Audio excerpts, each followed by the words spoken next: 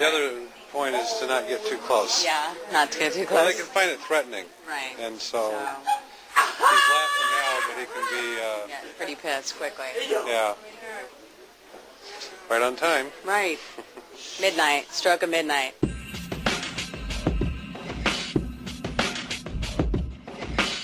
W-A-Ho!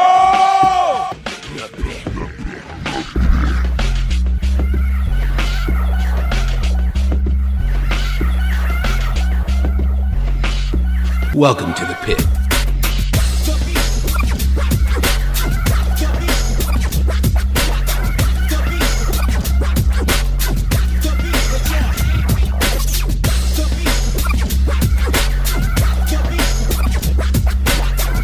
Bullshit, I can't hear you. Sound off like you got a pair.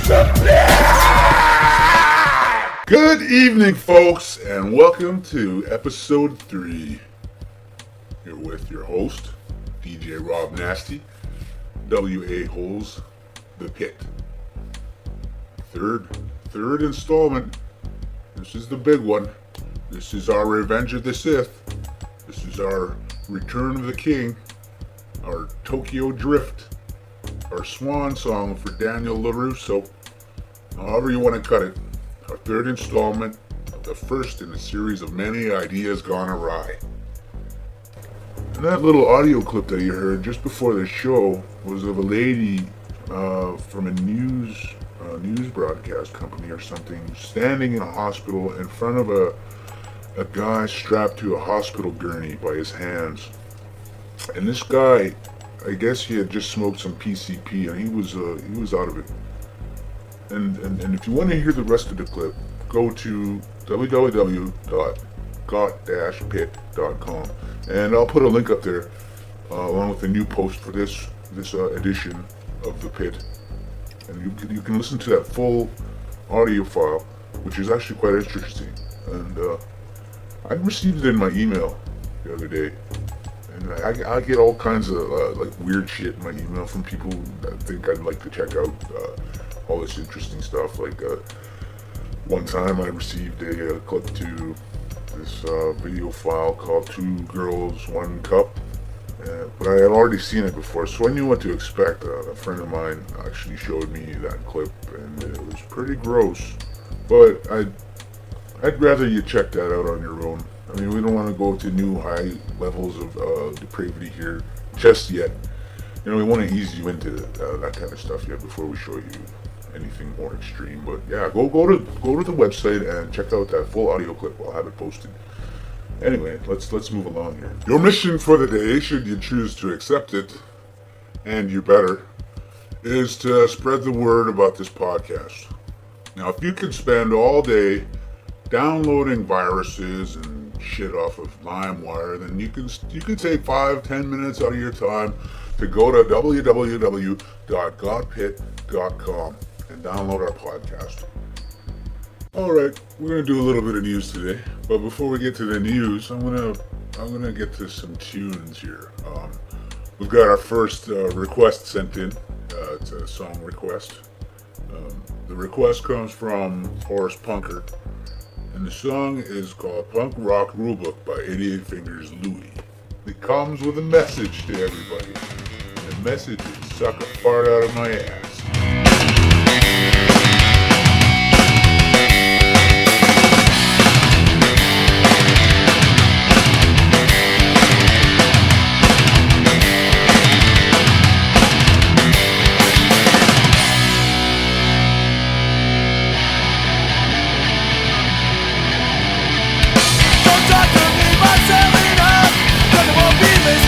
You're just another Jamie Kid with a big I'm making money.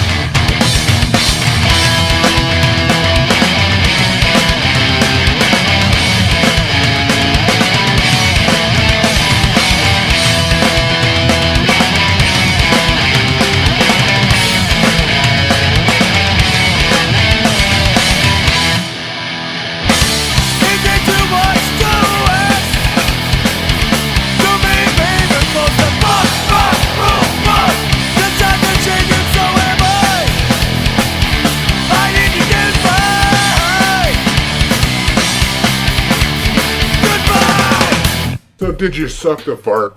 Did you suck the fart? Did you suck it? Anyway, if you did suck the fart, how about you send a fucking email in and tell me how hard you sucked? Because I haven't gotten no fucking emails yet, and I'm a sociopath. And as a good sociopath, you need to have your sociopathic needs fed. So I need some fucking emails or something, some kind of comments or anything. Show me you're alive out there and you're actually listening. Alright, while you're firing up your Commodore 64 and trying to figure out where to put the CD to install Internet Explorer 2 so you can email me, why don't we get into a bit of news here, shall we? Okay. Alright, our first little bit of news clip here comes from Bordeaux, France. And the headline reads, "Cemetery full. Mayor tells locals not to die." Really? Alrighty. Anyway, the mayor of a village in southwest France has threatened residents with severe punishment if they die because there is no room left in the overcrowded cemetery to bury them. Imagine that, you know. "I'm sorry, Miss Crescent, and I'm afraid that despite your current situation on your deathbed and all, you are forbidden to die. We can't help that you're ridden with double pneumonia and your vital organs look more like a Chinese buffet. But if you die, we shall be forced to put you in a garbage bag and toss you over a bridge." And that is my French accent. I'm sorry, but that's as good as it gets. In an ordinance posted in the council offices, Mayor Gerard Lalande told the 260 residents of the village of Sarpor that all persons not having a plot in the cemetery and wishing to be buried in Sarpor are forbidden from dying in the parish. Yeah, go out into the forest and die. Better yet, climb a mountain and die. You know, just don't die in our church, god damn it. I swear, if God was looking down on these people, he'd reach out from the clouds and deliver one hell of a healthy bitch slap to these fools. No room to bury them? I mean, how about their backyard, my friend? Dig a hole in the backyard and toss them in? You know? What, all of a sudden it's not cool to bury people in our backyard? We bury our dogs and our birds, cats, and goldfish in our backyards. What's wrong with that? Anyway. It added, offenders will be severely punished. What the hell? How are you going to do that? I mean, first off, how are you going to punish a dead person? You know, revive them and spank them? Come on, they're dead. They've obviously had enough. Leave them alone. Okay, the mayor said he was forced to take a drastic action after an administrative court in the nearby town of Pau ruled in January that the acquisition of adjoining private land to extend the cemetery would not be justified. Anyway, Lalande, who celebrated his 70th birthday on Wednesday and is standing for election to his 7th term in this month's local election, said he was sorry that there had not been a positive outcome to this dilemma. Well, only a French person would create a dilemma out of this. No, it's a cemetery. Extend it. You know, what are you saving the private land for yourself, you selfish bastard? People are dying and you're saving all your prime estate for your new mansion, Mr. 7th term. You know, something tells me he won't make the election this time around. You know, unless people are so stupid that they vote him in again. And then something tells me they will, seeing as they can't even come to a positive conclusion to the situation. Okay, and Mr. 7th term here, he concludes with, "It may be a laughing matter for some, but not for me." Well, of course, you know, he's pushing 70. He doesn't have that many years left. You know, he's about to be headed for the grave himself. And what's he gonna do if he doesn't secure some more land to extend the cemetery? He's gonna be one of those people that are buried in a open field somewhere. You know, that they'll probably turn into a farm or something with cows and chickens and shit. Anyway, that's your first article. Let's move along. Now, this article actually reminded me of an old favorite of mine from back in the day. Yeah, that's my pathetic attempt at a segue to get into our next song. So without further ado, and that's a little bit more French on my behalf. That's about the extent of my French. But without further delay, let's get into our next tune, shall we?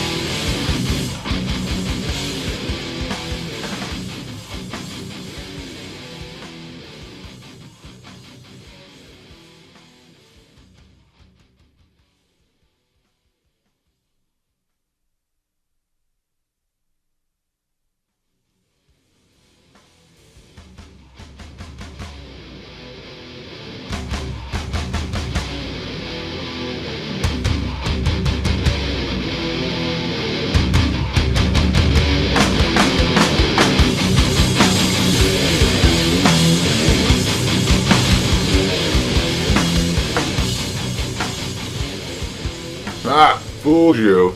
Just when you thought the song was over, it comes right back in.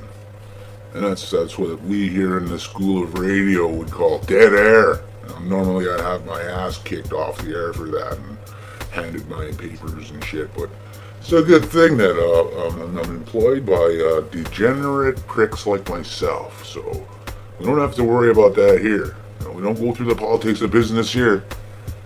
And so yeah, it's a good thing I know that song too, offhand, because I just might have cut off the end there when it wasn't really over. Alright, this just in, hot off the press, is an article straight out of Moscow. And the title reads, "Hey, thanks a lot." Woo! Boy, you can't pay good money for puns like that. So clever. Man, I hate these news sites sometimes. Anyway, the article's out of Moscow, and let's get into it, shall we? A Russian tank crashed through a villager's house after the crew stopped to buy more vodka at a nearby shop. That's it. I'm going to fucking Moscow. You know, between this article and all the stories from my buddy Justin after he lived there a while back, I'm going. That's all there is to it. I'm gonna find a way to go there. I don't care if I have to swim across the ocean. I'm going. Okay, footage from a mobile phone camera showed the tank hitting a corner of the house and a laughing and apparently drunk driver awkwardly trying to clamber aboard with 2 bottles of vodka. Man, I don't know what's in their vodka, but I wish I had some. I tried some actual Russian vodka not too long ago when my buddy Justin had come back from Moscow, and it was a lot smoother than the swill that we get here.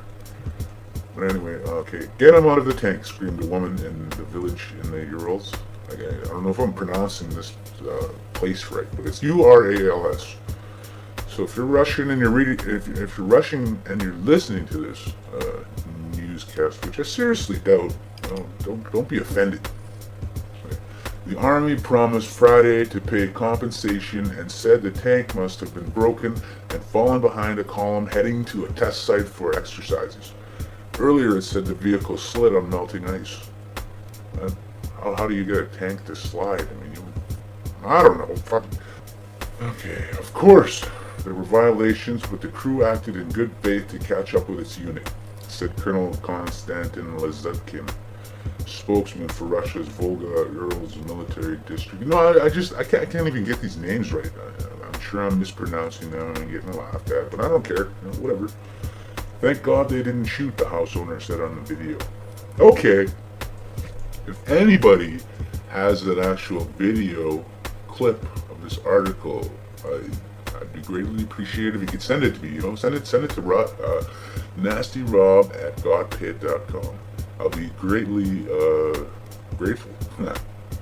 Maybe I'll send you a couple of old stickers from the Afterthought Association website, as a token of gratefulness. But that was the article. Again, I really would appreciate the video. What is that smell? Alright, so I might as well let you in on this little bit of a little surprise here. So my good friend Horace Punker and I, the guy that made the music request at the beginning of the show, we got to shooting the shit about this podcast, and he thought it would be a swell idea to host a contest. I replied with so soon that we just started the show. So the crane kicked me through a window and gave me the death touch.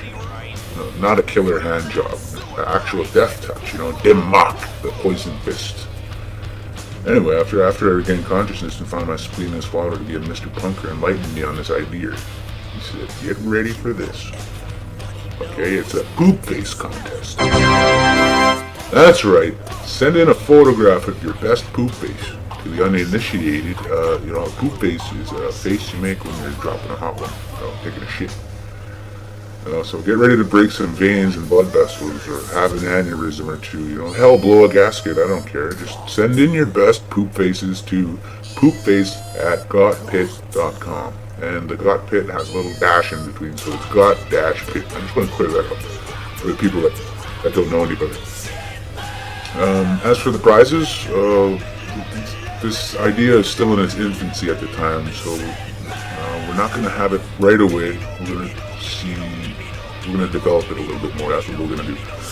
But to the winner with the best poop face goes the spoils, basically, right? There's no second or third prize. After all, who wants to live with the fact that their poop face only earned them a third prize, third place standing, right? I mean, how would you live with yourself after that, right? You go to your 10th anniversary high school reunion and they ask you what your greatest achievement was, and you're like, oh, I got second place in a poop face contest. But and since you lazy fucks need incentive, first place gets a nifty new WA Hole Radio Presents the Pit t-shirt, right? Maybe we'll put your poop face on the front. Well, we'll see. Stickers and shit are a possibility as well. We won't rule that out. The more the merrier. We're going to shower you with prizes for having the best poop face, since that will probably be your greatest achievement. So once again, the email address for the contest is poopface@gotpit.com. May the force be with you.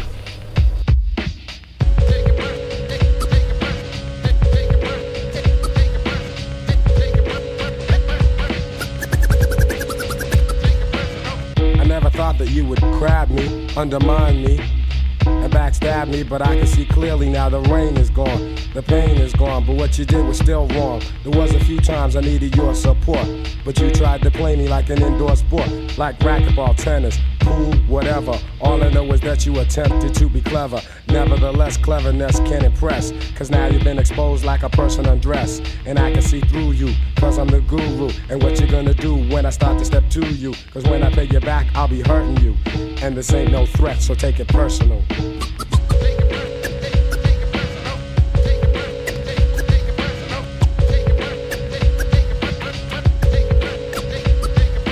Rappers and art, you can't own no loops. It's how you hook 'em up in the rhyme style, true. So don't even think you could say someone bit off of your weak beat. Come on, you need to quit. I flip lines and rhymes that never sound like yours. There ought to be laws against you yapping your jaws. Originality overflows in me, and the truth is that you wish you could live the life I live and kick the lyrics I kick. But bear in mind that you can think this quick, so Premier drops beats for me to say verses to. And if I sound doper, then take it personal.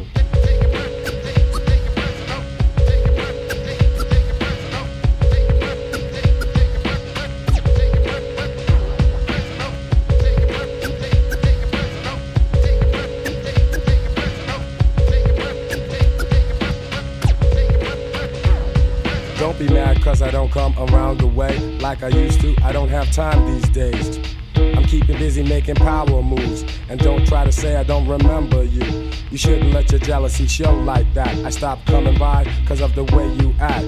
Telling my business to kids I don't even know. You're like a daytime talk show, and that's low. So you can tell everyone that I'm jerking you. And if you don't like it, kid, take it personal.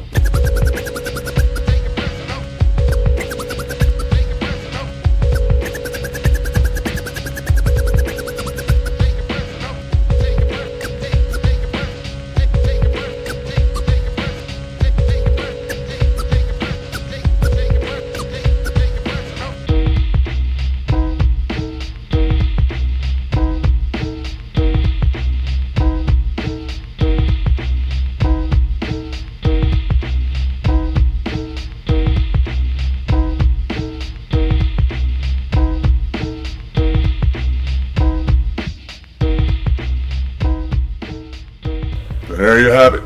Gang Starr with Take It Personal. An old classic from '92. I've been playing a lot of shit from the '90s lately, which is strange because I hate the '90s. It was like a dance music revolution.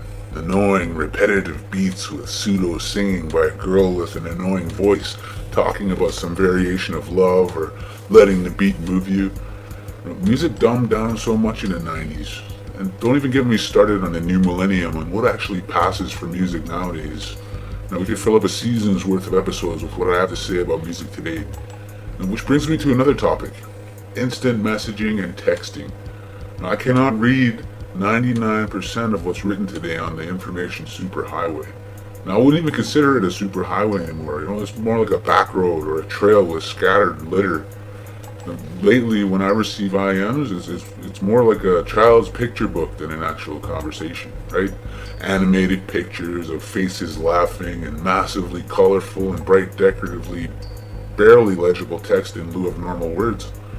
Like, I need a damn code book just to read this shit now.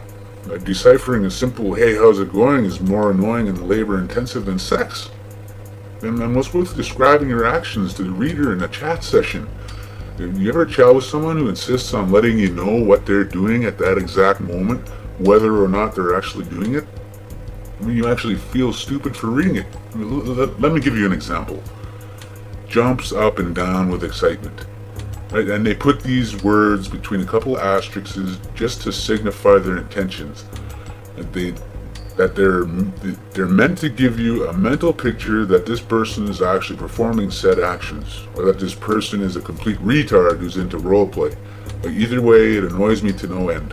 And I tend to close these conversation windows once the gauntlet of retardation has been dropped as well.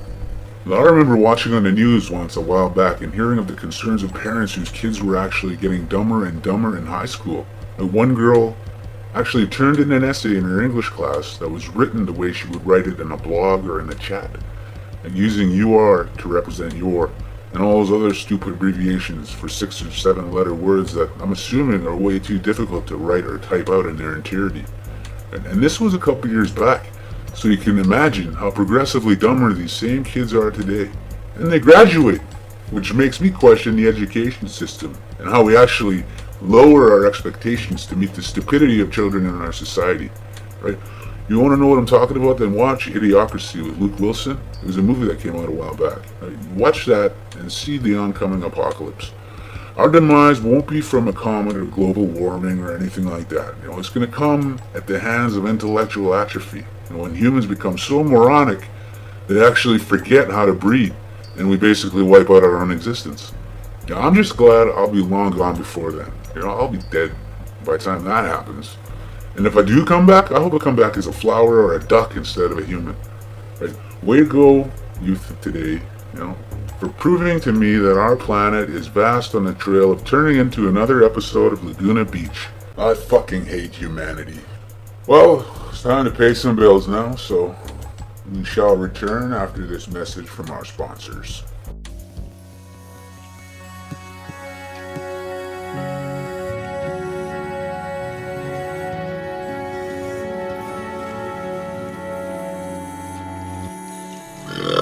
This message has been brought to you by Coca-Cola. Well, I'll have to apologize on behalf of our sponsors, Coca-Cola, for the lack of quality in their commercials. It seems that all the lawsuits brought on by parents of kids suffering from morbid obesity have really caused them a lot of grief by way of finances and production quality of their commercials. So that's what we've been reduced to. And unfortunately, that's all the time we have for this episode of The Pit, brought to you by WA Whole Radio and Afterthought Association. Join us again next week, or tomorrow, or next month. You never know when we're going to sign on next. And until then, this is your old pal Rob Nasty saying, may all your exploits be revolutionary. And if the word fits, fuck it.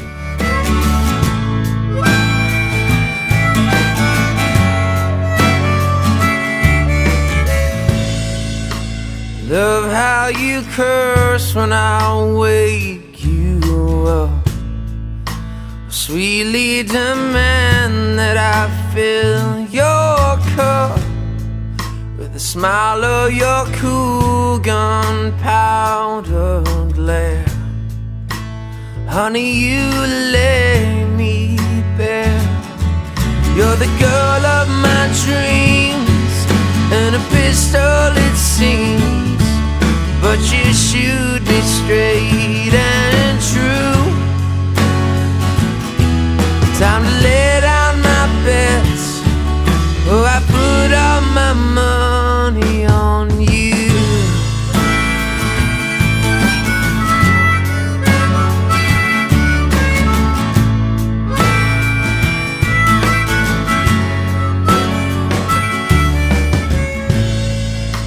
And I'm in the dark, oh, you bring me light. You seems like you're almost always right. So keep boxing my ears when I sew them shut. Baby, you sure are tough. You're the girl of my dreams, and a pistol it seems, but you shoot me straight and true. Time to lay down my fears, honey, I feel so safe around you.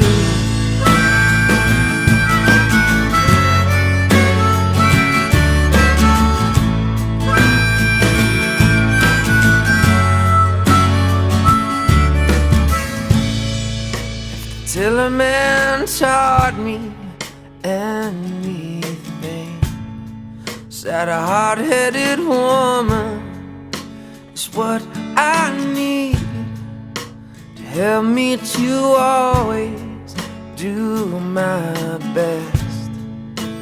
Baby, my life is blessed.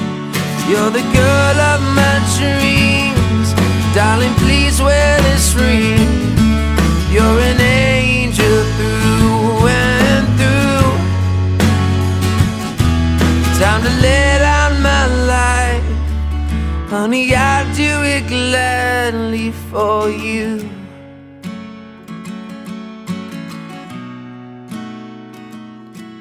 Time to lay down my life, honey, I'd do it gladly for you.